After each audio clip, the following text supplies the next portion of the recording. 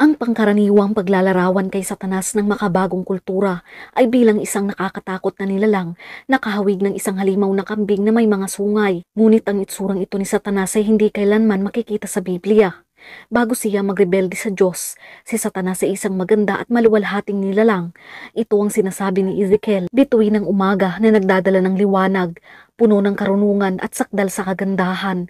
Ikaw ay nasa Eden na hardin ng Diyos. Bawat mahalagang bato ang iyong pantakip, ang sardyo, topasyo at ang brilyante, ang berilyo, ang onyx at ang jasper, ang sapiro, ang esmeralda at ang carbuncle at ang ginto. Ang pagkayari ng iyong mga pandereta at ng iyong mga tubo ay inihanda sa araw na ikaw ay nilikha. Ikaw ang pinahirang kerubin na tumatakip at inilalagay kita sa gayon.